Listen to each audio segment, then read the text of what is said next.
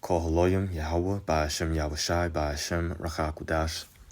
Double honors to our apostles and elders of Great Millstone. Peace and blessings to the elect. Yeah, I'm trying to make this one pretty quick because it's a short video, but I just want to showcase this clip from NBC South Florida, that page on TikTok. And this is prophecy coming to pass because it shows that there's sedition among men amongst different classes. And we're going to read 2nd Ezra 15. There's one verse specifically that comes to mind, and if you know that chapter, then it'll probably come to mind when you hear this as well. But we're quickly headed towards Jacob's trouble, and you can see, if you have the vision in your head, you can see that we're on a straight path to Jacob's trouble. And let's just watch this, and then we'll grab some precepts. But this video was just a warning. It's just a warning video. It's a wake-up video, a wake-up call, so that you know what time we're living in. If you spit on us, you're going to the hospital and in jail. If you hit one of us, you're going to the hospital and jail, and most likely get bitten by one of our big, beautiful dogs that we have here. If you throw a brick, a firebomb, or point a gun at one of our deputies, we will be notifying your family where to collect your remains at. So this is a county sheriff in Florida. A county sheriff in Florida saying these things. Look, we are prepared to kill you. He's talking to regular civilians right now. And let me read this caption before we keep watching this video. It says, Brevard County, whatever, in Florida, Sheriff Wayne Ivey then had strong words after Florida's Attorney General announced a new plan to protect ICE agents. So apparently ICE agents are being targeted and they're supposed to be protecting them. So he's saying, look, if you guys threaten us, then, well, this is our threat back to you. It says the program is set to help any ICE agent who believes that personal identifying information has been revealed.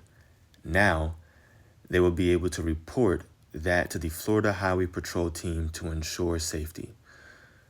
So this is his warning to your everyday regular citizen, your everyday regular resident that lives in, I don't know how to say it, Brevard County, wherever, right?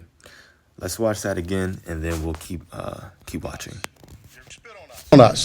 You spit on us, you're going to the hospital and in jail.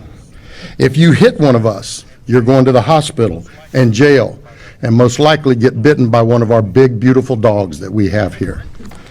If you throw a brick, a firebomb, or point a gun at one of our deputies, we will be notifying your family where to collect your remains at, because we will kill you graveyard dead. We're not going to play. This has got to stop. You're watching what's taking place out there. You're seeing police officers that are being attacked, being spit on, being put in harm's way just for doing their jobs. You're seeing ICE agents that are being targeted for doing their jobs. And you're seeing obstructionists that are doing all of this, standing in the way of law and order. So you have your citizens getting upset with what's happening in America right now, specifically with these ICE agents that are going to people's places of where they work, going to their houses, just popping up, knocking on their doors. I mean, there's videos of people recording of incidents just like that. ICE agents going to someone's door and just taking them, removing them out of their house, and the whole community is upset, yelling at these agents. And then, of course, from there, it escalates and it gets physical with everybody. But apparently this is happening a lot in Florida.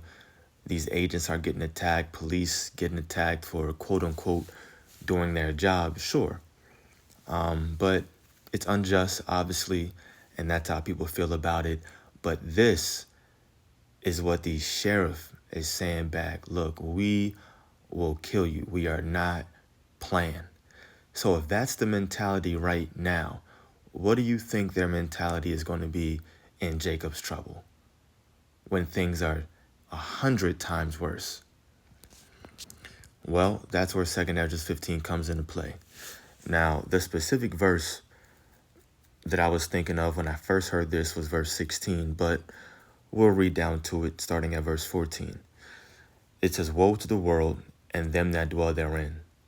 Woe represents something bad, something evil, destruction.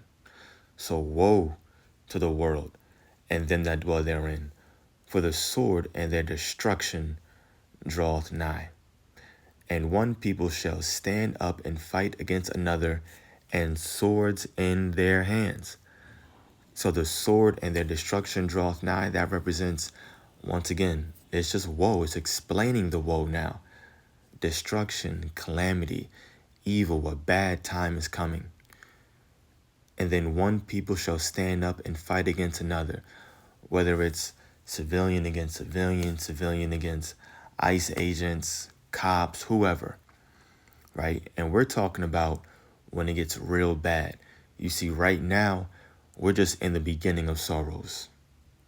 Things are kind of escalating, but it's still to a certain degree. There's still, people are still civil, right? Largely here in America. So this will come and it's going to escalate and get worse. And it says they're going to stand up and fight against one another with swords in their hands. And the sword just represents a weapon, whether it's a gun, bat, axe. I don't care if they're grabbing chairs and swinging chairs at you. It just represents weapons in their hands. For there shall be sedition among men and invading one another. They shall not regard their kings nor princes.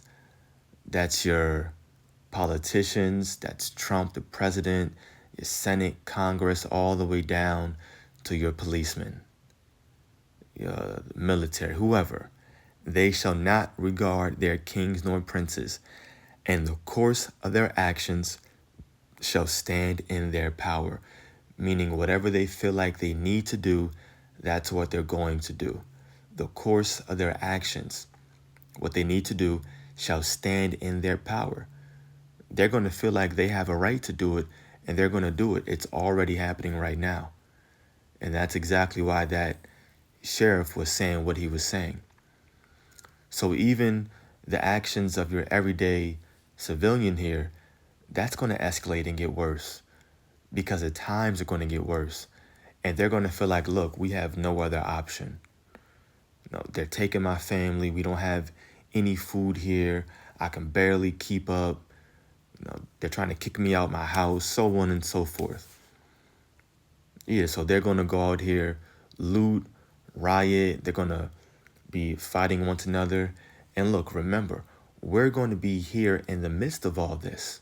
But the big difference is that as long as we're being obedient and doing the Lord's will right now, he's going to make sure that we're just observers, that we're safe, we're protected, and we have a calm, level head in that time. But we can see, based upon that video that we watched, that verse 16 is coming.